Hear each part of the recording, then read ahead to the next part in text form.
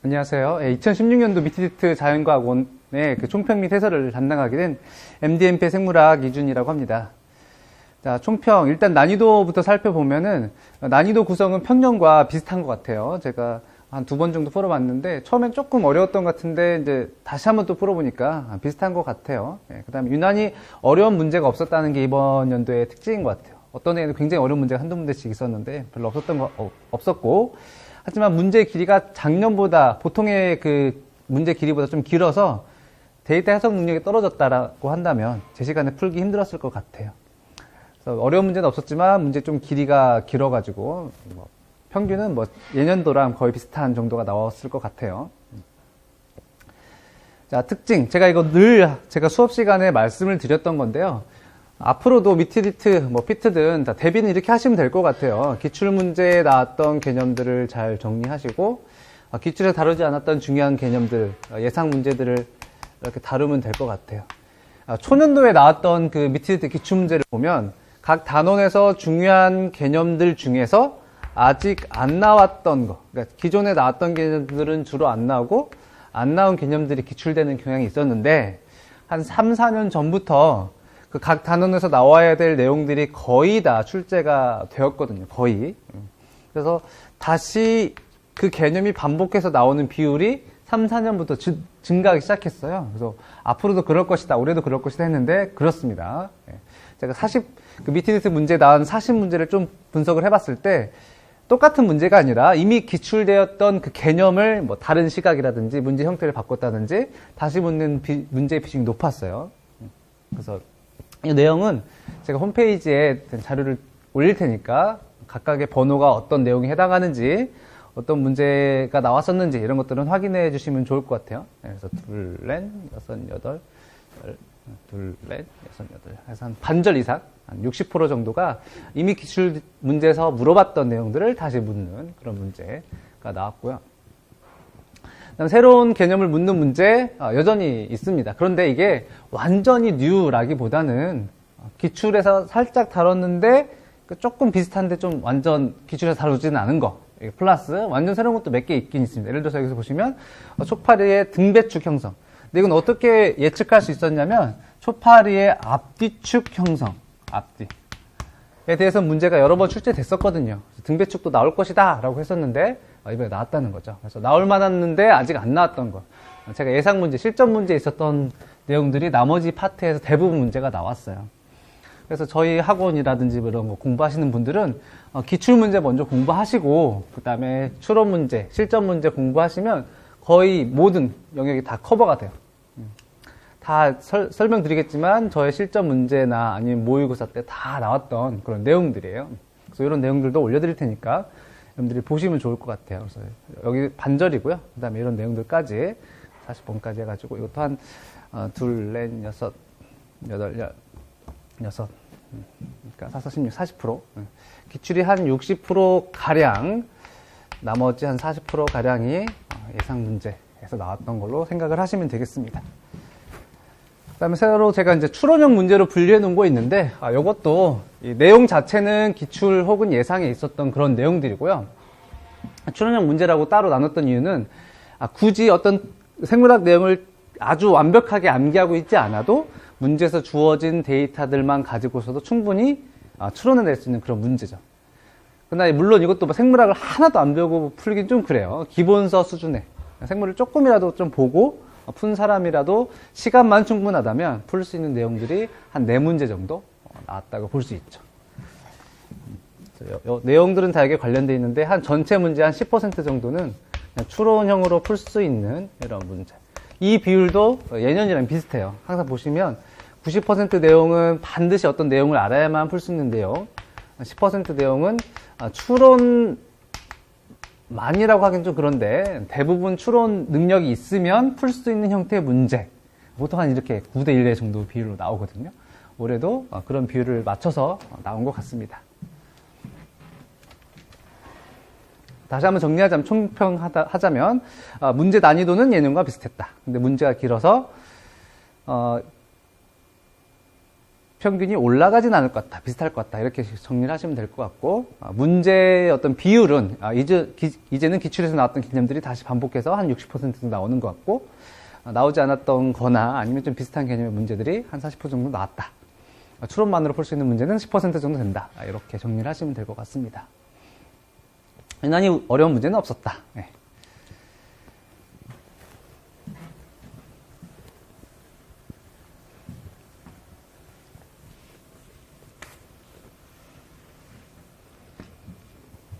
자, 그러면, 올해 나왔던 문제들을 한번 풀어보도록 합시다.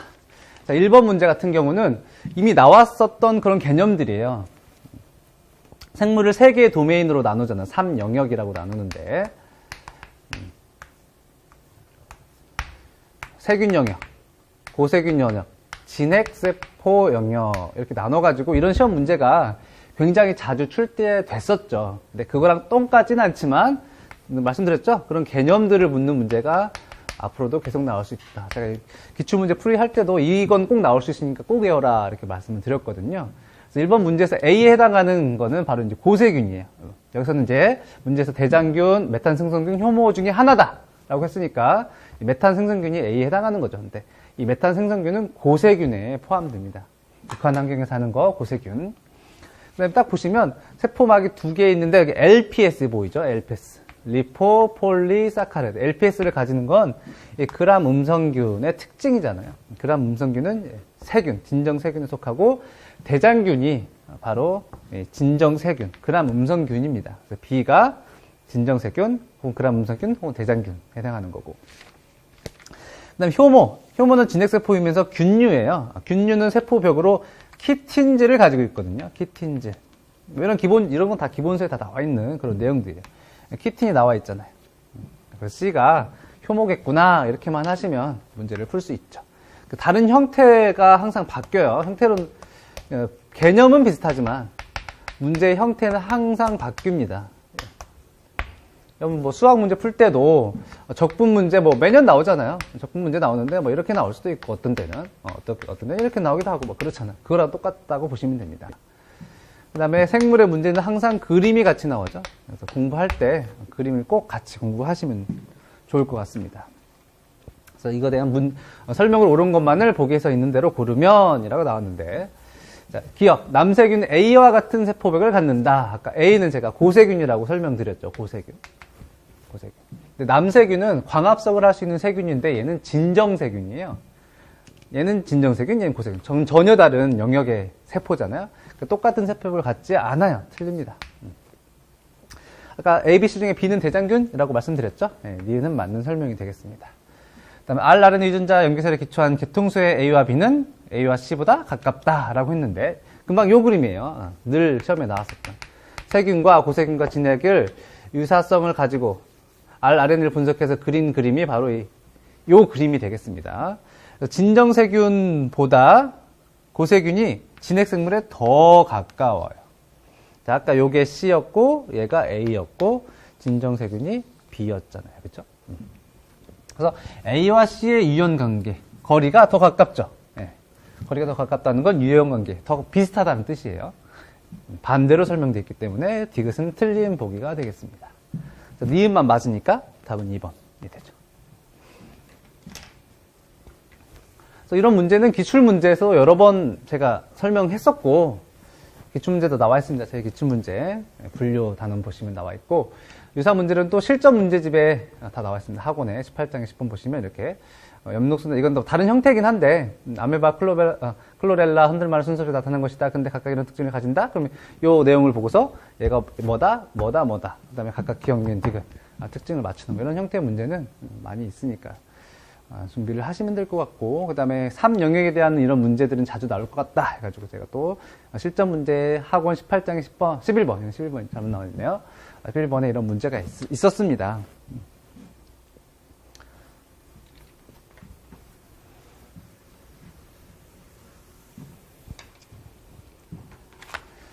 자, 2번은 약물 X가 당 대사 조절에 미치는 영향을 알아보기 위한 실험이다.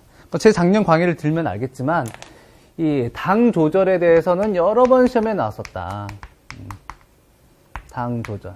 혈당량 조절이 됐으니까 그걸 꼭 알아둬야 된다. 그다음에 당뇨병 이거 굉장히 중요하다 이렇게 말씀을 드렸었는데 기출에 나왔던 개념이 이것도 시험에 나온 거예요. 기출에 이미 여러 번 출제됐어요. 한 번 출제된 게 아니라 또 나올 수 있다. 나왔죠. 그래서 기존에 알던 개념을 알면 되고요. 근데 또 이 문제는 그 정도만 알면 대강의 그 어떤 곁다리만 알아도 풀 수 있는 추론형 문제가 되겠어요. 문제 풀어볼까요? 네. 자, 보시면 생쥐를 두 그룹 하고 한 그룹에는 생쥐시금수, 한 그룹에는 X를 6주간 지속적으로 투여한다. 일단 투여한 거예요. 그 다음에 이 그래프는 뭐냐면 투여한 다음에 바로 16시간 굶긴 후 포도당을 복강에 주사한 다음에 혈중 포도당 농도와 인슐린을 측정한 겁니다. 그러니까 여기서부터 그 X를 준 게 아니라 이미 전에 X를 쭉 준 거예요. X를 쭉 다 투여하고 그 다음에 굶긴 다음에 포도당을 주사해서 그 결과를 조사한 거죠. 이 내용만 충분히 이해했다면 문제에서 물어보는 걸 다 맞출 수 있어요. 자, 기억. 공복 혈당의 X는 공복 혈당의 수치에 영향을 미치지 않는다. 이 문제에서 지금 X에 대한 설명으로 옳은 것만을 보기에서 있는 대로 고른 것은 이렇게 물어봤거든요. 자, 공복 혈당. 자, X를 16시간 16시간이래. 6주간 지속적으로 먹인 다음에 16시간을 굶겼어. 그 다음에 됐으니까 이때가 바로 공복 혈당인 거예요. 그렇죠? 16시간 굶긴 다음에 바로 처음에 딱 측정한 거니까. 그럴 때 X를 투여했거나 안 했거나 공복 혈당 시작점이 똑같죠. 그래서 X를 처리했거나 처리하지 않았거나 똑같기 때문에 공복 혈당의 수치에 X는 아무런 영향이 없다가 맞는 내용이 되는 거예요. 자, 또 마찬가지입니다. X를 쭉 처리한 다음에 16시간 굶긴 다음에 포도당을 주사한 다음에 혈중 인슐린을 측정해봤더니 이건 차이가 나네요. X를 투입했던 애는 X에서는 혈중 인슐린 농도가 높고 생리식염수, 대조군은 더 낮죠. 그 이유는 뭘까요? 인슐린이 똑같이 나왔을 때 반응이 없으니까 생쥐에서 더 많은 인슐린이 나왔던 거예요. 그래서 X를 처리한 애들은 더 많이 나온 것은 인슐린에 대한 민감성이 낮아져 있다는 뜻이죠. 반대로 돼 있어요. 그래서 니은은 틀린 내용이고 이 두 번째 이 데이터, 가나 다음에 나오는 이 두 번째 데이터를 보면 추론할 수 있는 내용이 되겠습니다. 그다음 디귿은 그 아래에 있는 실험 2의 가나를 보면 알 수 있어요. 이것도 마찬가지로 6주간 지속적으로 투여한 다음에 3시간 굶긴 후에 인슐린을 주사한 다음에 인슐린이 원래 혈당을 낮춰주는 역할을 하는 거잖아요. 그래서 혈중 포도당 농도를 측정했네요.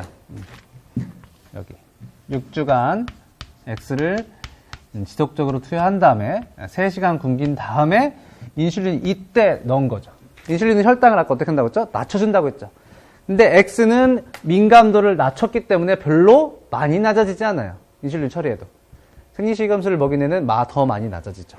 여기 나와 있네요. 그래서 인슐린에 의한 혈당 감소 효과를 X는 억제했던 거죠. X를 넣지 않으면 요만큼 떨어지는데 X를 처리한 거는 그보다는 덜 떨어지기 때문에 혈당 감소 효과를 억제한다 라고 말할 수 있죠. 그래서 기억과 디귿이 맞으니까 답은 3번 이렇게 고르시면 되는 거죠.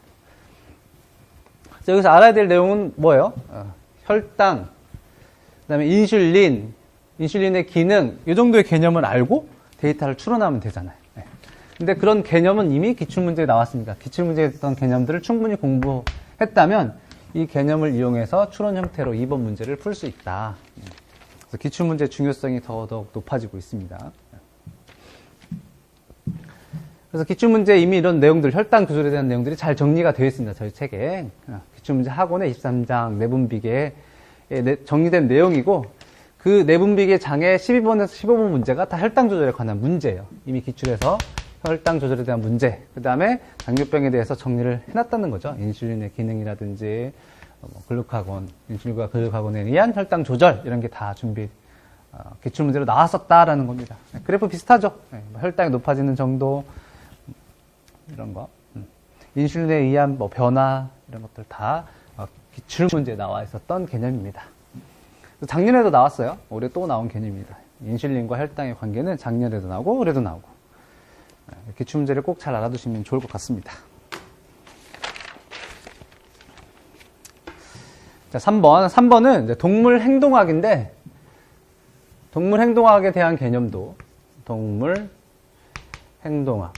기출문제에서 나왔던 개념이고, 활동 전이, 신경, 이런 개념도 기출에 여러 번 나왔었던 개념이죠.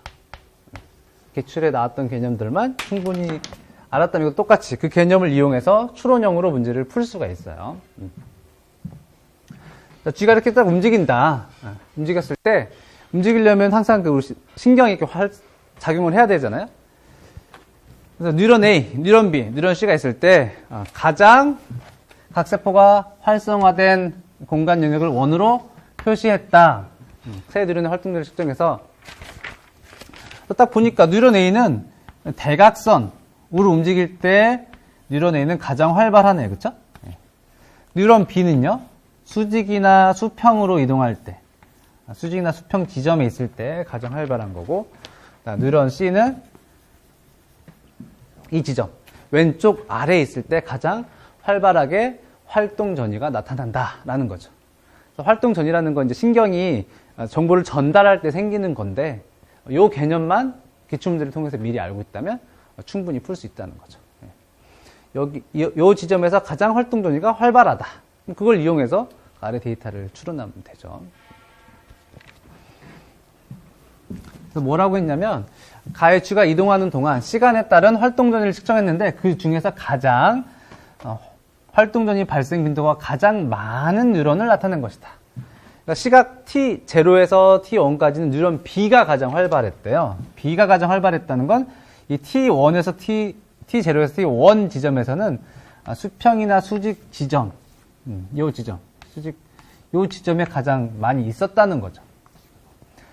그 다음에 T1에서 T2일 때는 C가 가장 활발했다는 건 왼쪽 아래에 있었다는 거죠. 그래서 이런 데이터를 가지고 맞는 답을 찾으면 됩니다.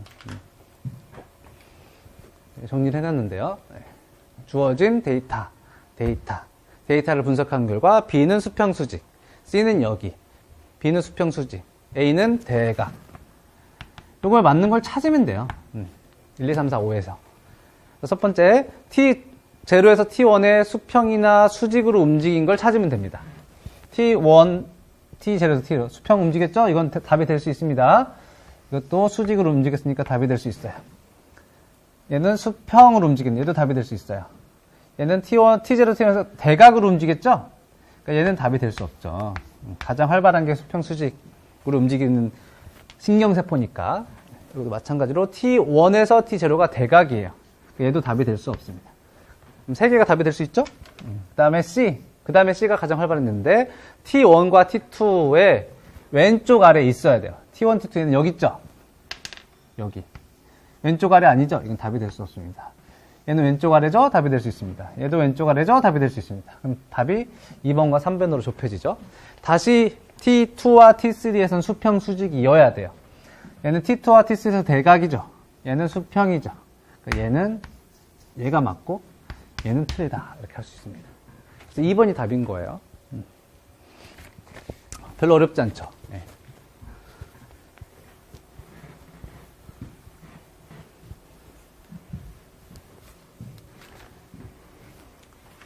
그래서 동물이 어떻게 움직이는가에 대한 그 기출문제가 이미 또 출제됐었죠. 이것도 작년에 나온 문제네요. 각각의 지점을 표시해주고 쥐가 이동하고. 이거는 이제 학습에 관련된 내용으로 나오긴 했는데, 쥐의 움직임에 관한 그런 문제 이미 기출되었었고, 그 다음에 활동전이에 대한 문제는 또 많이 출제가 됐었으니까 여러분도 잘 알고 계실 겁니다. 그래서 기출문제를 하면 이것도 마찬가지. 기출문제를 충분히 공부했다면 풀 수 있는 그런 형태의 문제였다. 이렇게 알아두시면 되겠습니다. 자, 4번도 한 세 번째 나오는 문제예요. 4번.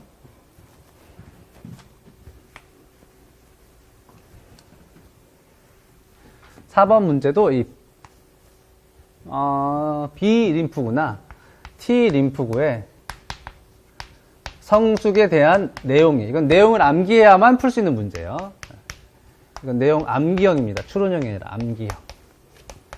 1.5점이죠? 예, 미트리트 특징이 그래요. 딱 단순히 암기해서 풀 수 있는 문제는 주로 1.5점으로 출제가 돼요. 예. 이거는 암기형이고. 어떻게 되냐면 B세포나 T세포는 조혈모세포로부터 헤마토포이틱 스템셀에서 B세포가 되거나 T세포로 바뀝니다. 림포이드. 림프 양이라고 부르는데 림포이드 셀로 바뀌어요. 그래서 B세포는 골수에서 T세포는 흉선에서 교육을 받게 됐는데 이 과정 자체가 이미 기출됐어요. 이렇게 어떻게 교육을 받더라? 이게 기출이 여러 번 된 건데 이게 다시 나온 거예요. 거의 똑같이 나왔다고 보시면 되죠. 여러 번 출제했습니다. 특히 B세포 같은 경우가 더 잘 알려져 있는데 일단은 얘가 BCR이 만들어지죠. 다양한 항원과 만날 수 있는 수용체가 먼저 만들어지고 그 다음에 자기랑 결합하는 자기 항원과 결합한 애는 죽고 교육이 다 받으면 이때 바로 성숙한 B세포가 되는 거죠. 이때 머추하다고 불러요. 근데 머추하긴 한데 성숙하긴 했는데 아직 진짜 항원과는 한 번도 안 만나요. 그래서 나이브한 순수한 B세포예요. 이렇게까지 교육을 받은 다음에 얘네가 직접 항원과 만나게 되면 분열하게 되고 활성화가 되고 B세포 같은 경우는 항체를 분비하게 되고 이렇게 바뀌는 겁니다. 그래서 이 과정을 그냥 암기하면 되는 그런 문제예요. 근데 되게 중요한 내용이고 기출문제에서도 여러 번 나왔었죠. 그래서 그런 과정이 나와 있긴 한데 이게 언제 어디가 됐는지 이렇게는 표시가 안 돼 있잖아요. 그래서 이거 외우셔야 돼요. 그래서 유사 문제로 이미 기출문제 나왔었다. 저희 기출문제 학원 29장에 나와 있고 17번에서 19번 벌써 3문제나 나왔다는 거잖아요. 그 중에 이제 가장 대표적인 문제인 18번을 제가 여기다가 실었죠. 그래서 외우면 되는데 자가 항원에 반응한 림프군은 성숙되기 전에 제거된다. 암기해야 된다고 했죠, 제가? 네. 이때를 성숙 B세포라고 부르거든요. 그 전에 자가 항원에 반응하는 게 제거되거든요. 암기해야 풀 수 있는 내용이에요. 맞습니다. 자, 림프는 항원과 반응하기 전에, 반응하는 건 성숙한 다음에 만나잖아요. 근데 그 전에 BCR, TCR의 다양한 수용체들이 만들어집니다. 또 외워야 되는 내용이죠. 다양한 종류의 BCR, TCR은 요때 요때 만들어지는 거고, 항원과 만나는 건 요때죠. 항원과 만나기 훨씬 전에 다양한 항원에 반응하는 세포가 만들어지게 돼요. 뒤에는 맞는 설명이 되겠습니다. 자, 하나의 림프군은 하나의 항원에 반응합니다. 더 심각하게는 하나의 에피톰에만 반응해요. 즉, 하나의 B세포 한 종류의 표면에 있는 이 수용체는 한 10만 개에서 20만 개 정도 있는데 다 똑같아요. 다 똑같아요. 딱 한 종류의 모양에만 결합할 수 있어요. 그거를 하나의 에피톱이라고 부릅니다. 항원 중에서 항체가 결합할 수 있는 특정 부위를 에피톱이라고 불러요. 그래서 항원 하나에는 에피톱이 여러 개가 있을 수 있어요. 여러 개가 있을 수 있는데 그 중에 딱 하나에만 반응할 수 있어요. 하나의 림프군은. 그래서 이건 하나가 다양한 항원에 반응한다고 했기 때문에 이것은 틀린 내용입니다. 자, 이것도 언제 만들어지냐면 이 BCR이 만들어지는 과정에 설명이 되어 있습니다. 제 수업에 다 설명하지만 알렐릭 익스클루전이라고 해서 대립유전자 배제 현상이 일어나요. 그래서 BCR 만들 때 한 종류만 만들어지도록 디자인이 이미 되어 있어요. 외워야 됩니다. 이것도 외우면 풀 수 있는 그런 문제가 되죠. 그래서 기억, 니은은 맞고 디귿은 틀리니까 답은 4번 기억, 니은이 되죠.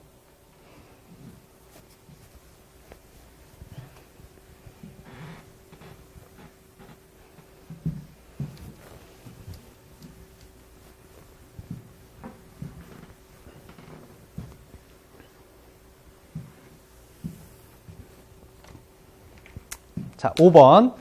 자, 5번은 제가 이제 그 홈페이지에 내용을 올리겠지만, 추론만으로 풀 수 있다. 그러니까 기본서, 아주 기본적인 지식. 자, 오토파고좀이라고 불리는 자가 포식 소체가 있다. 이런 거는 알고 있어야 되겠죠?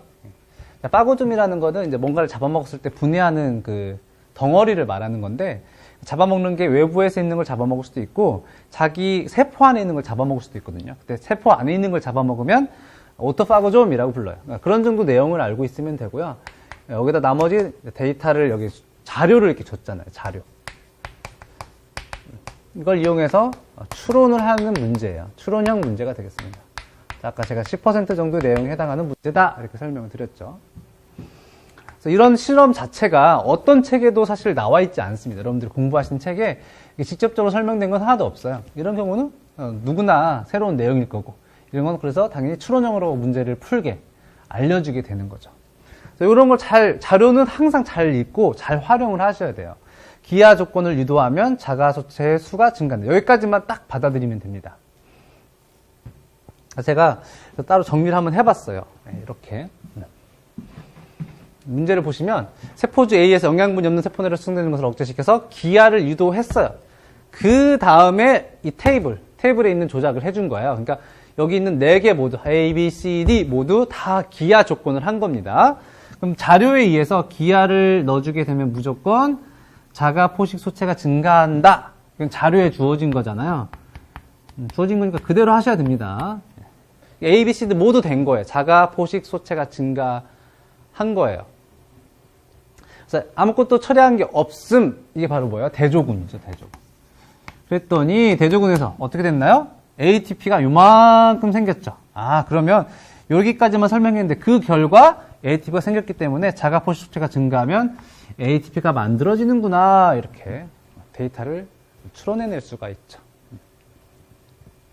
근데 보통 데이터는 여러분들 배울 때 그 피루부산을 이용해서 TCA 사이클을 통해서 만들 수 있잖아요. 그래서 세포막을 통과해서 들어갈 수 있는 피루부산을 이렇게 넣어줬어요.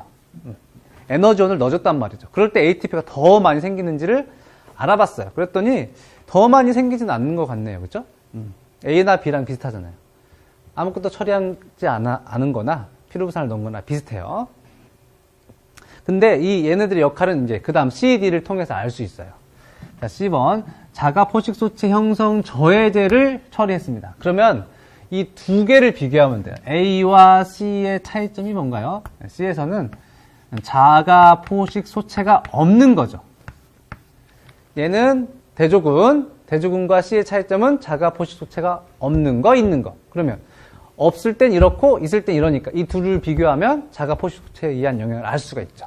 A와 C를 비교하면 A에서는 ATP가 이만큼 만들어지는데 C에서는 ATP가 이만큼밖에 안 만들어져. 그러니까 이 둘의 차이, 여기서 요만큼은 누가 만든다는 거야? 요걸 자가 포식 소체가 만든다는 거죠. 맞죠? 예, 이 둘의 차이가 자가 포식 소체인데 그 결과 ATP가 요만큼 차이가 나.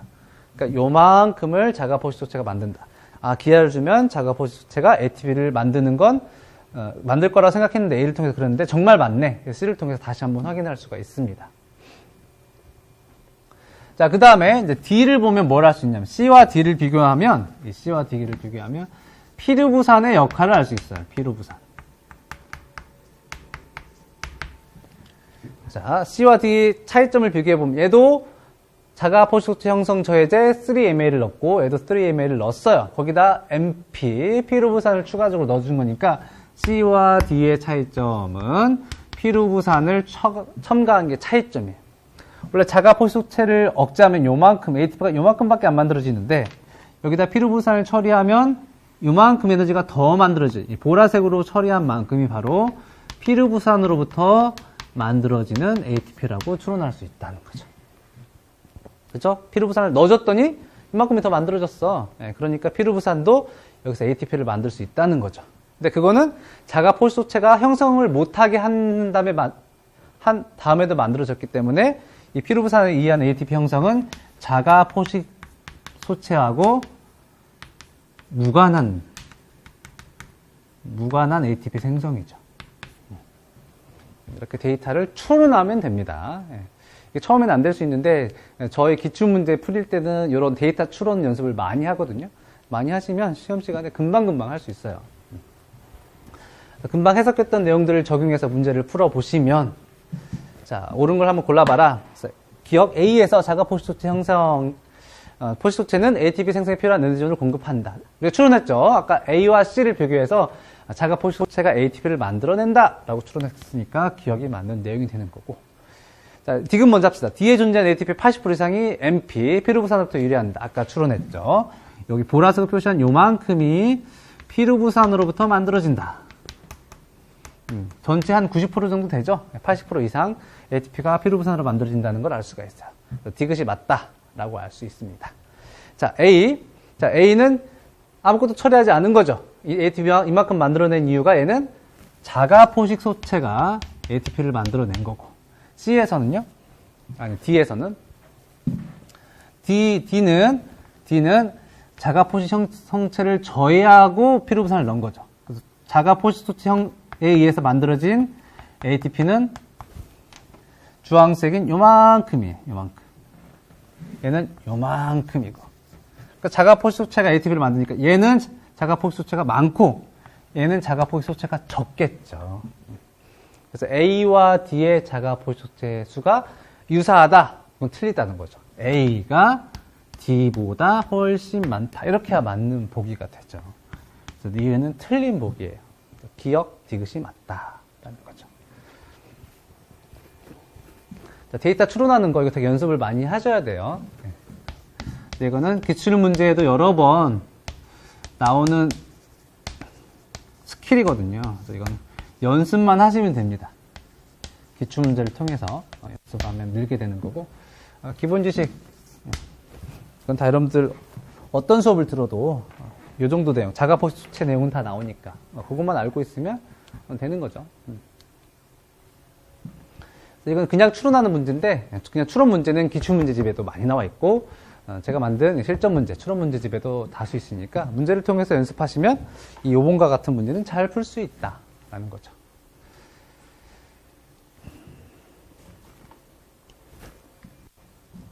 자, 6번. 자, 6번도 연달아서 5번과 비슷하게 추론형의 문제가 되겠습니다. 자, 기본 지식. RNase P까지는 외우진 못하더라도 RNase가 RNA를 잘라주는 효소다. 이 정도까지는 여러분들이 기본 지식으로 알 것 같아요. 그쵸? 네.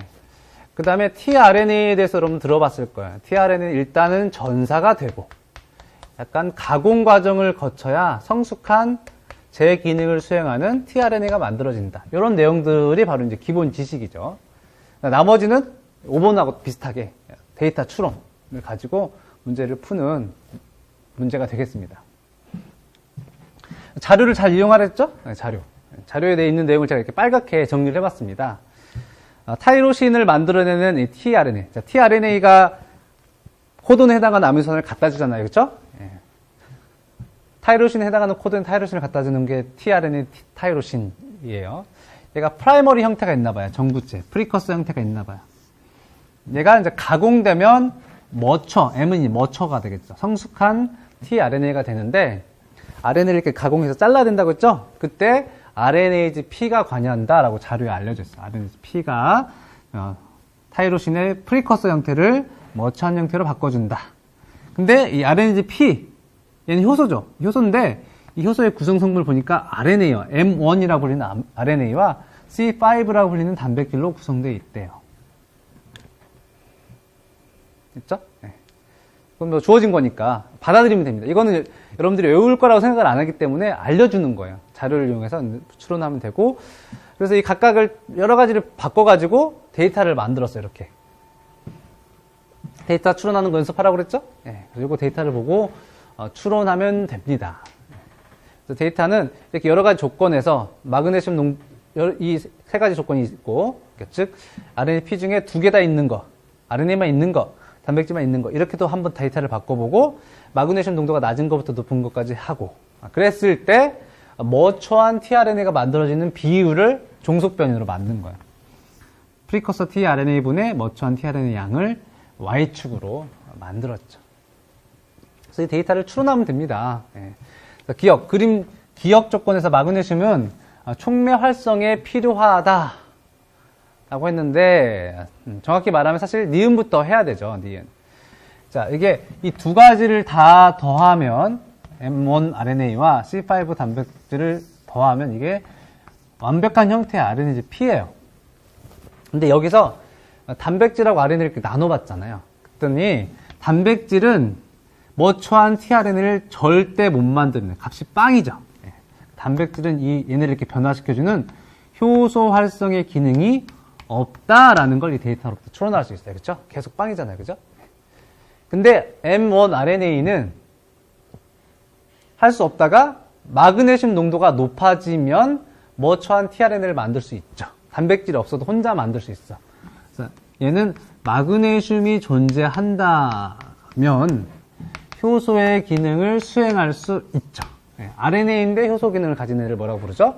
라이보자임이라고 부르죠. 여기는 굳이 이거 용어를 몰라도 되지만 라이보자임에 대해서도 제가 늘 또 강조하던 내용 중에 하나죠. 제가 실전 문제도 있어요. 리보솜이 단백질을 이렇게 서로 연결시켜줄 때 그때도 rRNA가 하거든요. rRNA만 있어도 할 수 있거든요. 그런 걸 라이보자임이라고 해요. 그래서 mRNA는 RNA 혼자 머처한 형태로 바꿀 수 있구나. 근데 그게 혼자는 안 되고 마그네슘이 어느 정도 높아야 되는구나 라는 걸 요 데이터를 통해서 알 수 있어요. 그게 디귿이죠.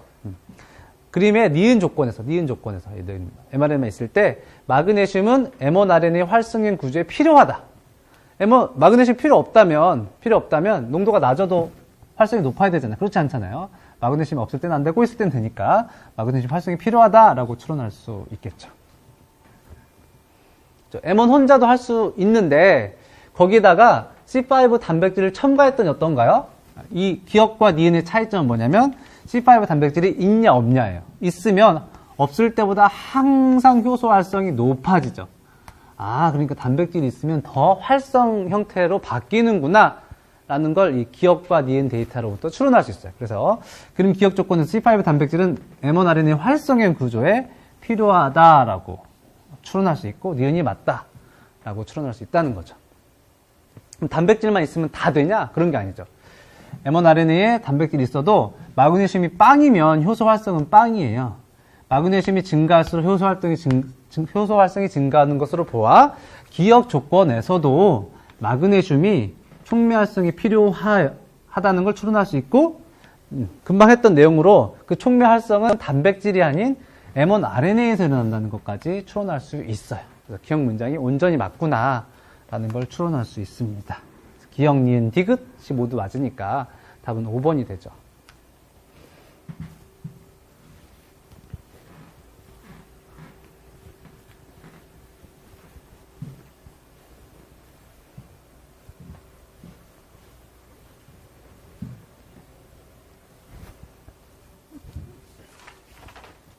자, 5번 문제에서도 말씀드렸지만 이런 추론형의 문제는 기출문제에도 추론 문제집에도 실전 문제집에도 다수 있으니까 추론을 연습하시면 충분히 풀 수 있는 그런 문제가 되겠죠. 6번 문제도.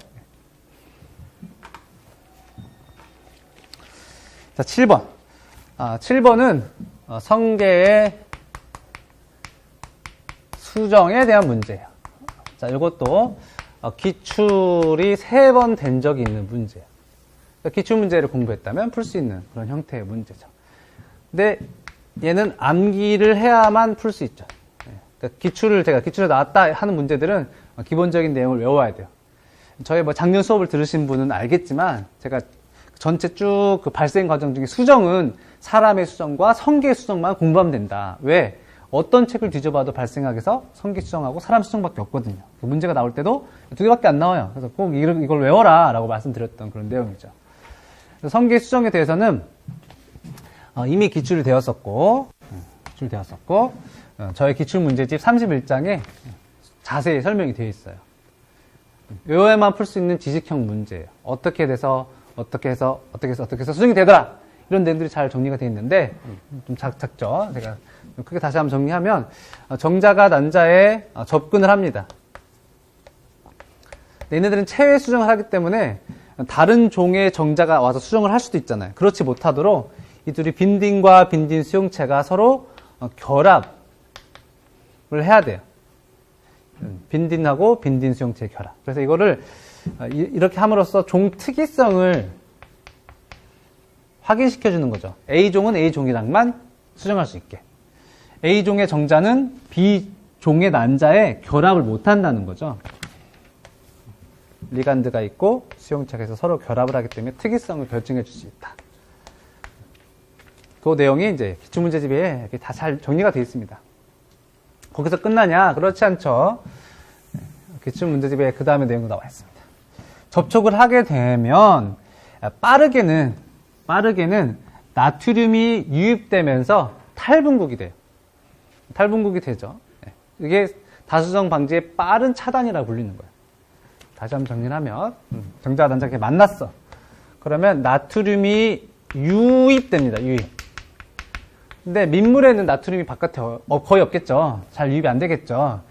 성게는 원래 바다에 살거든요.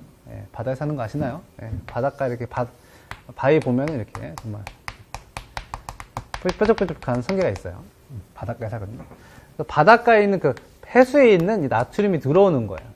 이 문제에서는 바닷가에서 한 게 있고 민물에서 한 게 있거든요. 민물에서는 나트륨이 뭐 있긴 있겠죠. 있긴 있는데 거의 없어서 얘가 들어오지 못해요. 나트륨 유입이 돼야 다수정의 빠른 수초 내에 들어오거든요. 1초 내에 빠른 차단이 되는데 민물에서 하면 나트륨이 들어오지 않기 때문에 빠른 차단이 안 되는 거예요. 여기는 되고 여기는 안 되고. 그 다음에 정자 남자와 접촉을 하게 되면 포스포리파제가 활성이 되면서 칼슘이 증가해서 피질 과립이 방출되면서 수정막을 형성하게 되는데 이게 다수정 방지의 느린 차단이에요. 느린 차단. 근데 이때는 이제 칼슘이 필요하잖아. 이제 칼슘은 바깥에서도 들어올 수 있는데 이거는 세포 안에 존재하는 그 SER 있죠? SER. 소포체 안에서도 이렇게 나올 수 있어요. 굳이 바닷물이 아니어도 다수정 방지의 느린 차단은 될 수는 있어요. 어차피 다 빠른 차단이든 느린 차단이든 하나 차단을 못하면 다수정이 되는 거죠. 그렇죠? 다수정 방지의 빠른 차단을 하지 못하면 빨리 하지 못하니까 수초 내에 1초 내에 하지 못하면 여러 가지 정자가 들어올 수 있잖아요. 다수정 방지에 실패를 하게 되겠죠. 자, 나트륨이 유입되면 빠른 차단되는 거고 포스포리파시가 돼서 칼슘이 증가하게 돼서 피질 과립이 방출되면 수정막을 형성하게 되는데 수정막은 다수정의 느린 차단이다. 근데 이 칼슘은 세포 내부에서 유리하기 때문에 바닷물이든 민물이든 별로 차이가 없을 거예요. 근데 이거는 어차피 이걸 물어보진 않더라고요. 이 문제에서는. 이런 내용들을 알고 있어야 그 선후관계는 이 데이터로는 추론을 못해요. 저걸 외우고 있어야 풀 수 있고 이미 나왔던 문제들도 지식형으로 묻는 문제였기 때문에 여러분들이 기출문제를 통해서는 암기해야 되겠구나 이렇게 알 수 있었다는 거죠. 자, 보시면 정자는 다 똑같아요. A종의 성게 정자를 사용했어요. 근데 난자는 A종인 것도 있고 B종인 것도 있어요. 이거 먼저 이제 제거를 하자면 아까 처음에 말씀드렸죠. 일단 만나야 그런 일이 일어났는데 A종과 B종, 뭐라고 말씀드렸죠? 빈딘과 빈딘 수용체가 결합을 해야 된다고 했죠? 다른 종이면 결합을 못해요. 결합을 해야, 제가 안 썼네. 결합을 하면 이제 첨체 반응이 일어나거든요. 첨체 반응은 정자에 있는 가수분해 효소가 난자를 이렇게 뚫고 들어가는 거예요. 첨체 반응. 가수분해 효소가 난자의 막을 뚫고 들어가는 건데, 만나지 못하면 첨체 반응도 일어나지 않아요. 순차적으로 되는 거죠. 요게 돼야 요게 되는 거니까. 첨체 반응이 일어나지 않으니까 그 다음 과정도 일어나지 않아요. 수정도 아예 일어나지 않습니다. 첨체 반응 뚫고 들어가야 되는데 아예 붙지를 못하니까 들어가지를 못하잖아요. 다 수정되지 않겠죠. 다 정자가 수정되지 못한다. 자, 첫 번째가 이제 정상 과정이에요. A의 정자, A의 난자를 바닷물 조건에서 수정을 시키는 거예요. 정자의 전처리, 완충유기이니까 사실 이거는 아무것도 처리하지 않은 거라고 생각하시면, 대조군이라고 생각하시면 돼요. 가장 기본. 그럼 둘이 같은 종이니까 붙겠죠? 첨체 반응 일어나겠죠?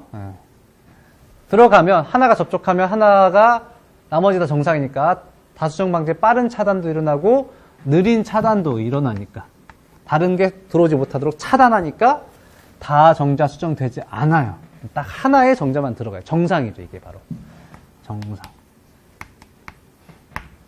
그런데 A와 A를 민물에서 수정을 시키면 어떻게 된다? 민물엔 나트륨이 없으니까 둘이 만나긴 해. 만났어. 만난 다음에 나트륨 유입이 안 되니까 다수정 방지에 빠른 차단이 안 되죠. 안 되니까 또 다른 정자가 막 들어오는 거예요. 들어오니까 다 정자가 수정되죠. 그래서 동그라미 나온 거죠. 이 데이터를 보고 추론만으로 나머지를 생각하기는 어려워요. 이 전체 과정을 외우고 있어야 이 데이터를 보고 추론할 수 있습니다. 자, 그 다음에 A와 A의 난자 젤리층을 포함한 은축용액. 자, 정자와 난자가 만나면, 정자와 난자가 빈딘 수용체로 결합하면 첨체 반응이 일어난다고 했죠. 네. 그게 바로 표면에 있어요. 난자의 바깥쪽 표면에 수용체가 있어서 빈딘과 빈딘 수용체가 결합을 하는 거야. 그래서 미리 A의 난자의 젤리층에 포함해 있는 완충력을 넣어주면 여기서 이 A와 이 젤리층과의 결합이 일어나죠. 첨체 반응이 일어나 버려요. 그러면 이미 첨체 반응이 일어났기 때문에 다시 얘를 정상 A에다가 넣어주면 어떻게 되죠? 이미 첨체 반응이 일어나 가수분 해소가 없어. 그러니까 얘가 아예 첨체 반응이 일어나지 않아요. 붙지 못해요. 들어가질 못해. 아예 들어가지 못하니까 수정이 되지 않습니다. 자, 근데 B의 난자 젤리층을 포함한 완충종을 넣었어. 이거는 다른 종의 빈딘 수용체죠. 다른 종이니까 이 둘이 섞어도 아무런 반응이 첨체 반응이 일어나지 않아요. 그래서 A와 A종을 만나게 하면 어떻게 되냐? 이 조건, 니은 조건이랑 똑같아요. A와 A를 만나게 하면 둘이 붙고 첨체 반응이 일어나서 수정이 되는데 민물이니까 얘도 나트륨이 들어가지 않죠? 유입이 없으니까 다수정 차단 못하죠? 다수정이 됩니다. 동그라미가 돼요. 그래서 기억에서 젤리층을 완전히 제거한 A의 난자를 사용해도 다정자 수정은 일어나지 않는다. 그렇죠? 이제 전체 과정을 이제 이해를 하시면 젤리층이 있어야 첨체 반응이 일어나서 뚫고 들어가는 거야. 근데 기억에서 젤리층을 다 제거해버리면 어떻게 돼요? 정자에 빈딘이 있는데 빈딘 수용체가 없으면 둘이 결합을 못하니까 첨체 반응이 일어나지 않죠. 그 다음 아예 되지 않죠. 수정이 아예 되지 않아요. 자, 젤리층을 제거하면 수정이 하나도 안 돼요. 다정자 수정이 일어나지 않아요. 맞습니다. 니은에서 난자 세포막이 탈분국이 일어나지 않는다. 니은 아까 말씀드렸죠? 네. 들어가면 첨체 반응이 일어난 다음에 나트륨이 유입되면서 빠른 차가 되는데 나트륨이 유입되면 플러스가 들어가니까 요때 탈분국이 되는 거야. 탈분국. 막의 전하가 올라가는 것을 탈분국이라고 원래 하거든요. 이건 정의예요. 그냥 외우셔야 됩니다. 나트륨이 유입되면 플러스가 들어가니까 막 전위가 올라가. 이걸 탈분국이라고 부르거든요. 그래서 니은에서 난자 세포막의 탈분국이 일어나지 않는다. 왜? 민물은 나트륨이 없으니까 안 들어가니까 탈분국이 일어나지 않죠. 니은은 맞는 내용입니다. 미음에서 다정자 수정이 일어나는 이건 제가 했죠? 민물에서는 첨체 반응이 일어나고 다정자 수정 일어난다. 동그라미 일어나지 않는다라고 했으니까 요 보기는 틀린 보기. 그래서 기억과 니은이 맞으니까 답은 4번이죠. 그래서 성계 수정에 대한 이미 나왔던 내용들을 잘 정리하고 암기하면 주어진 데이터를 통해 좀 추론도 조금 필요하긴 하죠. 예, 이런 과정을 암기하고 있으면 주어진 데이터를 추론해서 풀 수 있는 문제죠. 말씀드렸지만 암기형의 문제이기 때문에 1.5점이죠. 1.5점. 암기가 더 많이 필요한 문제들은 그냥 1.5점으로 많이 배점을 합니다. 미티디티에서는.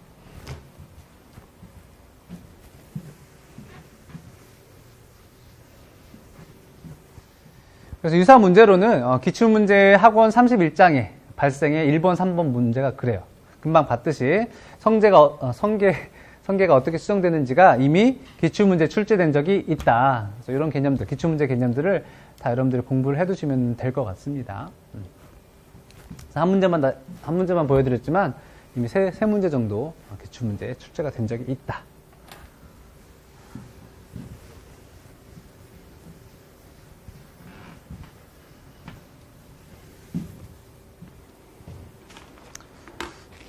자, 8번. 자, 8번도 다 기출문제에 나온 적이 있었던 개념의 문제다. 여기서 필요한 거는 첫 번째, 상보성 검사. 두 번째, 온도 민감성 돌연변이.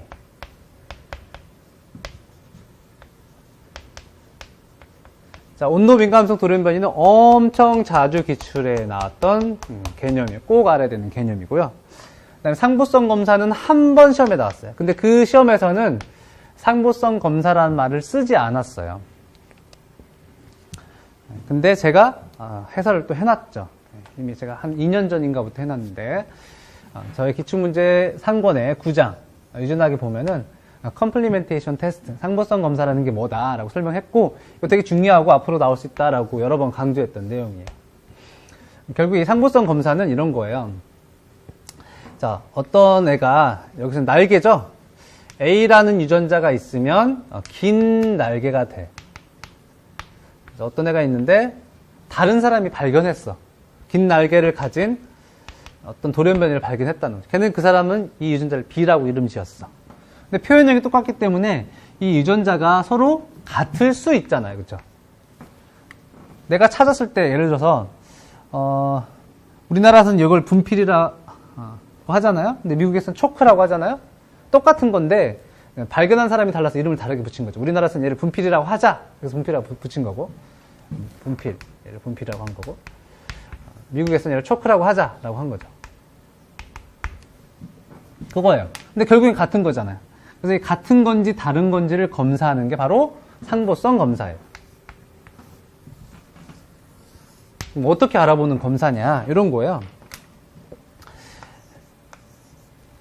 유전자가 보통 2N이잖아요. 2N. 네, 두 개씩 씁니다. 요거랑 교배를 해보는 거예요. 교배. 긴 날개를 만드는 열성 동형 접합자와 긴 날개를 만드는 열성 동형 접합자를 교배를 하는 겁니다. 교배. 두 가지 가능성이 있어요. 하나는 같거나, 첫 번째 같다면이죠. 같다면. 두 번째 다르다면.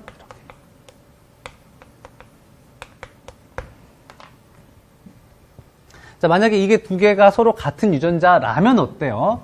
같은 염색체에 같은 자리가 열성 동형 접합자로 돼 있겠죠. 이렇게. 같은 유전자, 같은 염색체, 같은 자리. 같다면 이 둘을 교배시키면 여기서 나올 수 있는 애들은 모두 다 이런 형태겠죠. A, 여기는 B. 여기서는 스몰 A를 받고 스몰 B. 같기 때문에 얘도 열성, 얘도 열성. 그래서 얘는 무조건 긴 날개라는 표현형을 가지게 돼요. 다시 말해서 이 두 개가 같은지 알아보기 위해서는 그 열성 동형 접합자를 교배를 해보는 거예요. 교배를 했을 때도 모두 다 그 긴 날개, 열성 동형 접합자 표현형이 나오면 같다라고 말하는 거예요. 같다. 근데 만약에 다르다면 이렇게 쓸 수 있겠죠? 다르다면 A와 B가 다르기 때문에 B를 따로 써주는 거예요. B. A와 B가 다르니까 A 이렇게 따로 써줍니다. 무슨 말인지 알죠? A가 스몰 A라서 긴 날개가 된 거고 다른 유전자는 B가 스몰이라서 긴 날개가 된 거예요. 이 둘을 교배시키면 여기서 나온 애들은 라지 A, 스몰 A, 라지 B, 스몰 B죠. 왜냐면 엄마한테서 하나 받고 아빠한테서 하나 받으니까 스몰 A 하나 받고 라지 하나 받고 라지 B 하나 받고 스몰 B 하나 받고 이렇게 되죠? 예. 그럼 열성 동형 접합자가 아니죠. A 유전자도 잡종, B도 잡종. 문제에서 나왔지만 이건 열성의 표현형을 가진다고 했으니까 얘는 우성이니까 얘네들은 정상 날개를 가집니다. 정상 날개. 왜? A도 우성인 게 있고 B도 우성인 게 있잖아요. 열성일 때만 긴 날개를 가지는데 우성이니까 정상 날개를 가진단 말이죠. 그래서 교배를 했는데 긴 날개가 아닌 즉 열성 동형접합자의 표현형이 아닌 정상의 표현을 가진다면 그 유전자 두 개는 다르다라고 말을 할 수가 있다는 거죠. 이게 바로 상보성 검사예요. 그래서 같은 유전자라면 항상 열성 표현형을 나타낸다. 다른 유전자라면 정상 표현형을 나타낸다. 이게 상보성 검사의 핵심이에요. 두 유전자가 같은지 다른지 알아보는 상보성 검사의 핵심이다. 온도 민감성 돌연변이 어렵지 않은데 자주 나오는 개념이에요. 온도 민감성 돌연변이는 온도에 따라서 정상의 표현형을 나타나기도 하고 그다음에 어떤 돌연변이형을 나타내기도 하는 것. 온도에 따라서. 똑같은데 온도에 따라서 이렇기도 하고 이렇기도 하면 그거를 온도 민감성 돌연변이다 라고 합니다. 그래서 이 두 가지 내용을 알고 나머지는 이 주어진 데이터를 추론하면 돼요. 자, 보시면 자 W1하고 나머지 W1, 2, 3, 4를 교배를 했죠.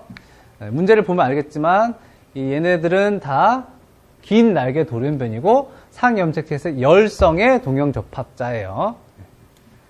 그래서 이렇게 두 개를 교배했을 때 나오는 자손들의 개체의 표현을 표현했는데, 자, 긴 날개를 교배했는데 지금 W1, W2 이제 둘 다 똑같은 거죠. 둘의 유전자는 똑같아요. 똑같으면 항상 무조건 교배하면 어떻게 된다? 모두 다 열성의 표현을 나타낸다. 상보성 검사를 다시 한번 확인시켜 줍니다. 모두 100% 모두 긴 날개죠. 자, W1과 W2를 교배를 시켰더니 긴 날개가 나오기도 하고 정상 날개가 나오기도 하죠. 100% 긴 날개, 100% 정상 날개. 근데 그게 뭐에 따라 달라져요? 온도에 따라서 달라지죠. 25도면 정상, 30도면 돌연변이요. 근데 이게 W1은 온도에 따라서 늘 긴 날개였잖아요. 이 원인은 W1이 아니라 W2 때문에 그런 거죠. W2가 온도 민감성이란 뜻이고, 그 다음에 둘을 교배했을 때 긴 날개가 아닌 정상 날개도 나오면 뭐라고요? 그 두 유전자는 같지 않다라고 했죠. W1은 W2랑 같지 않으며 W2는 온도 민감성 돌연변이라는 걸 딱 데이터 하나로 다 알아낼 수가 있습니다. 그다음 W1, W3를 교배했을 때는 100% 다 정상이 나오죠. 자, 서로 유전자가 다르다면 정상이 나온다고 했죠? W1과 W3가 같지 않다라는 것을 여기 W1과 W3를 교배시킨 거에서 알아낼 수 있어요. 온도에 따라서 똑같죠.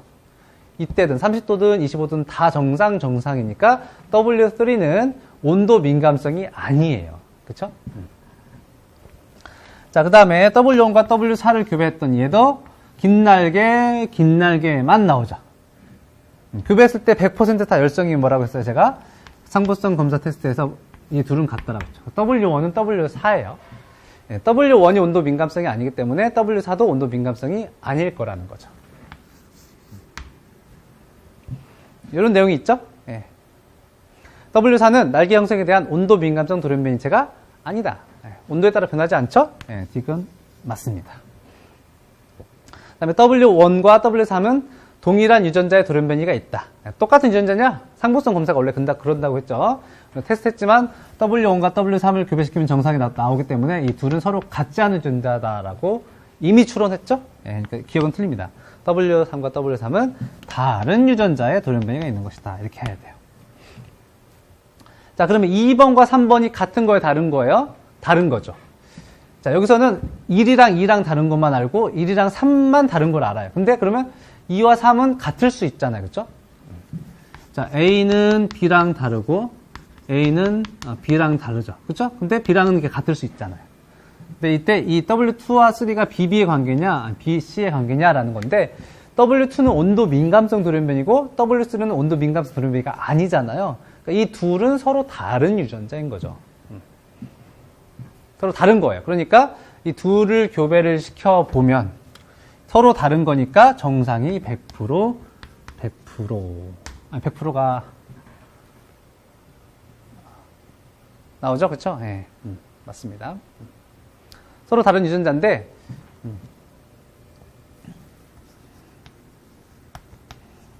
W3이 정상일 거 아니겠어요? W3 온도 민감성 돌연변이가 아니니까 정상을 가지겠죠.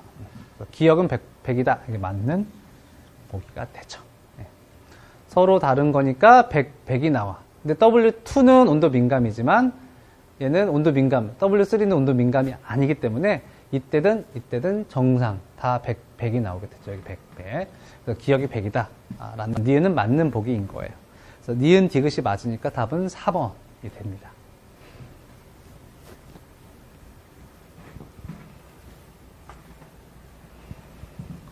말씀드렸지만 저의 문제 유전학 9장 유전학의 9번을 보면은 아까 말씀드렸던 컴플리멘테이션 테스트 있잖아요. 상보성 검사 내용이 나와 있어요. 이미 기출문제 되었었습니다. 그리고 온도 민감성 돌연변이에 대한 내용들은 기출문제에 또 여러 번 출제가 됐었고 저희 교재에도 많이 설명이 되어 있습니다. 그래서 기출문제를 잘 정리해 놓으면 풀 수 있었던 문제였다. 이렇게 정리를 해볼 수가 있겠죠.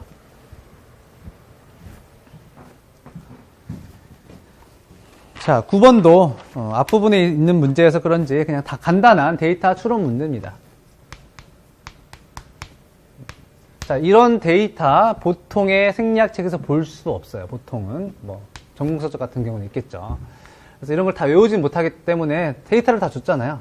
데이터 준 것을 해석해서 풀면 되는 추론형 문제인데, 추론형 문제가 굉장히 간단해. 정말 이 그래프만 해석하면 되거든요.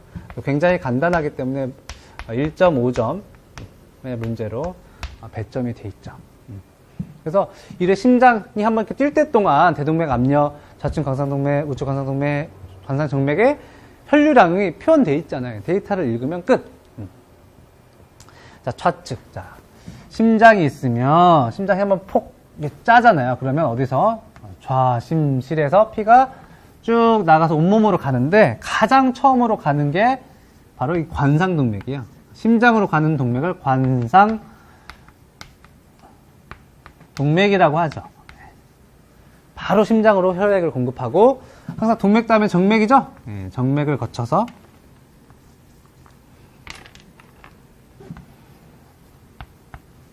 굉장히 짧죠? 그럼 바로 우심방으로 들어갑니다.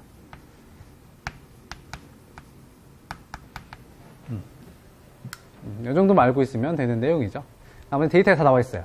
자, 기억. 좌측 심근을 관류하는 혈류는, 관류는 이제 흐르는 혈류는 이런 말이죠. 대동맥 압이 최대일 때 완전히 차단된다. 대동맥 압력이 최대일 때가 어딘지 봐요. 여기죠. 이때 좌측 관상동맥의 유입 혈류량. 좌측 심장으로 가는 혈류는 좌측 관상동맥으로 가는, 관상동맥으로 가는 혈액량이잖아요. 이 지점을 쭉 내려보면 요만큼 가요. 대동맥 압이 최대일 때 한 250에서 300 정도 혈류량이 있어요. 근데 완전히 차단된다 라고 쓰니까 틀리죠. 눈이 있으면 풀 수 있는 문제죠. 니은 수축기 동안 심근을 관리하는 혈류량은 좌심실보다 우심실에서 많다. 수축기라는 건 심장이 이렇게 쫙 짜지는 시기거든요. 심장이 짜면 어떻게 되겠어요? 압력이 증가하는 현상이 나타나겠죠. 그래서 요때가, 요렇게 된 요 시점이 바로 심장이 수축하는 시기예요.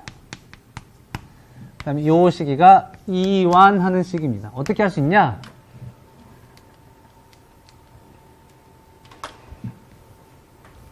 여기 이렇게 볼록 튀어나와 있죠. 심장이 이렇게 한번 쭉 짜면 피가 쭉 나가다가 짜는 힘이 약해지면 판막이 딱 막히면서 피가 나가는 게 중지가 되거든요. 중지가 되면 여기 대동맥 바로에 있던 혈액들이 꽉 뭉쳐 있어서 얘네들이 여기를 쭉 밀어내면서 혈압이 잠깐 올라가는 시기가 있어요. 피크. 좀 이렇게 쭉 튀어나오는 시기가 있거든요. 이게 바로 심장의 수축기가 끝나는 그런 시점이에요. 그래서 여기 이래 심장 박동의 앞부분이 수축기거든요. 수축기 동안에 심근을 관리하는 혈류량. 좌심실이 많냐, 우심실이 많냐. 그럼 어떻게 됩니다? 좌측 관상동맥, 우측 관상동맥. 동맥으로 피가 가는 거잖아요. 좌측 관상동맥은 좌측 심근으로 가겠죠. 우측 관상동맥이니까 우측 심근으로 가겠죠. 혈류량을 보니까 우측은 500 정도고 좌측은 500보다 낮은 양이잖아요. 그러니까 우측으로 훨씬 더 많이 가는구나. 세 번째 그래프로부터 니은이 맞다는 걸 추론할 수 있어요. 우심실이 더 많다라고 세 번째 그래프로부터 추론할 수 있다. 그 다음에 디귿. 심근을 관리하고 우심방으로 돌아오는 혈류량. 자, 심장을 지나서 우심방으로 들어오는 혈류량이니까 이게 뭐겠어요? 이거는 관상동맥이 아니라 정맥이 되겠죠. 심근을 지나서 우심방으로 들어오니까 정맥. 언제가 제일 많냐라고 봤더니 여기 나와 있네요. 수축기가 나와 있네요. 수축기의 말에 가장 크네요. 수축기 중반에 가장 많다가 아니라 수축기 말에. 수축기 동안 쭉 증가하다가 말 때 가장 높죠? 네 번째 그래프를 해석할 수 있는지 묻는 문제가 되겠습니다. 데이터를 보고 바로 풀 수 있기 때문에 1.5점으로 배점되어 있고 니은만 맞기 때문에 답은 2번이 됩니다. 그래서 이런 데이터를 보고 추론하는 문제 여전히 역시 기출문제집 및 실전 문제, 추론 문제집에 많이 있어요. 문제풀이를 통해서 연습을 하시면 됩니다. 추론형의 문제는. 그래서 앞부분에 벌써 세 문제, 네 문제 중에 세 문제나 추론형 문제가 있었습니다. 자, 10번.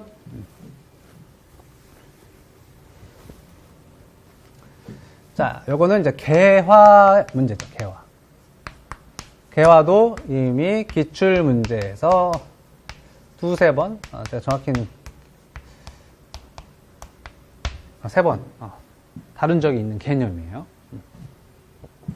뭐 장일식물, 단일식물 이런 것도 여러분들 꼭 알아야 되는 개념 중에 하나죠. 기본 지식으로. 네, 여기서는 꼭 몰라도 되지만 장일식물은 말 그대로 날일자죠. 햇빛이 길 때 꽃을 피우는 애예요. 여기 보시면 야생인, 정상인 경우에 낮이 길 때 꽃을 피웁니다. 여기서는 굳이 그걸 물어보진 않지만 저는 꼭 이거 외우라고 하죠. 장일식물이라고 외우지 말고 단야식물로 외워라. 반대로 외워라. 낮이 길다는 건 밤이 짧다는 건데 밤이 짧다. 이 둘 중에 더 중요한 요소가 바로 뭐냐면 이 밤 조건이라는 거죠. 밤이 짧은 게 훨씬 중요하다. 자, 낮이 길면 밤이 짧을 수밖에 없는데 밤이 짧은 조건일 때가 꽃을 피우게 하는 가장 중요한 요소다라는 거. 여기서는 중요하지 않지만 꼭 외워야 되는 중요한 내용 중에 하나예요. 이 정도의 기본 지식을 가지고 주어진 데이터 해석을 이용하면 문제를 풀 수가 있습니다.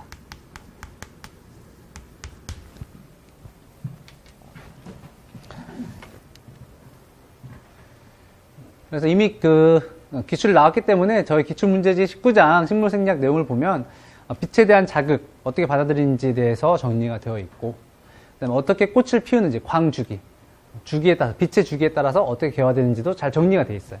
이런 것들을 다 공부했다면 이 문제, 그런 기본 지식을 바탕으로 데이터 해석해서 문제를 쉽게 풀 수가 있습니다. 자, 보시면 두 가지가 있죠. 야생형 애기장대가 있고 생체 시계 결손 돌연변이체가 있어요.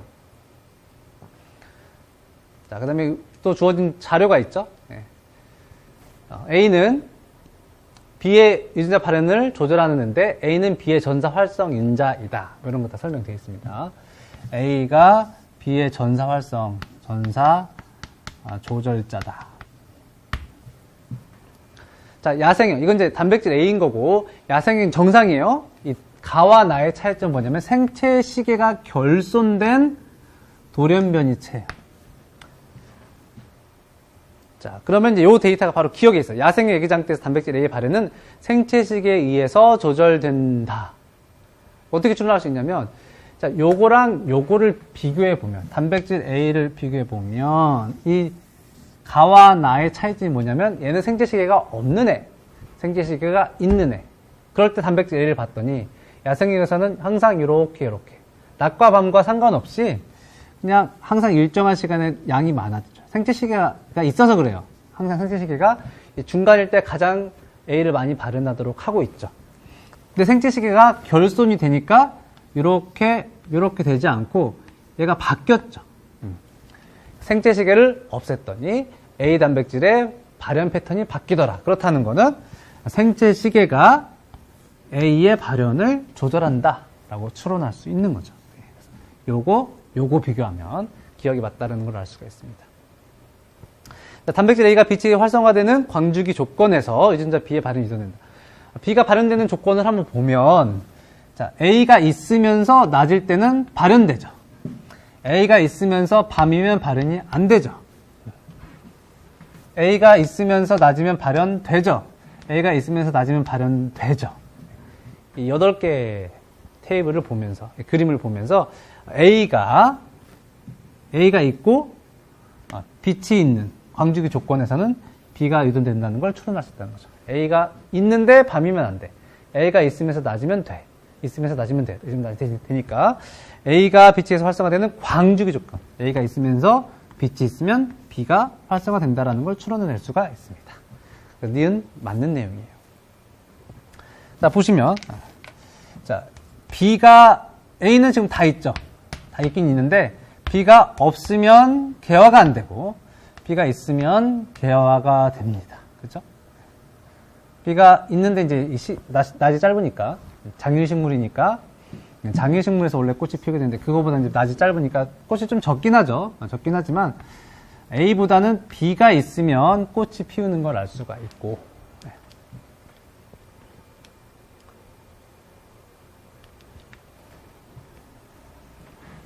문제에서도 B의 발현 양상에 따라서 광주기적 개화를 설명하는 모델이라고 했으니까 B가 이제 개화를 조절하는 걸 알 수가 있죠. 그래서 B의 발현에 의해서 개화가 유도된다는 걸 추론할 수 있어요. B가 있으면 개화가 되고 없으면 개화가 안 된다는 사실로부터 디귿이 맞다. 이렇게 추론할 수가 있죠. 그래서 기역, 니은, 디귿 모두 맞으니까 답은 5번이 되죠. 유사 문제가 이미 많이 출제가 됐었다. 다룬 적이 있었다. 유사 문제, 기출문제 19장을 보시면, 저희 기출문제 19장을 보시면, 식물생리학의 개화를 조절하는 거에 대해서 이미 기출문제가 됐었고, 이런 문제에 대해서 설명을 많이 드렸었죠. 그래서 기출문제 개념 정리하시고, 그 다음에 주어진 데이터 추론하면 충분히 풀 수 있는 그런 문제였었다. 이렇게 하시면 되겠습니다.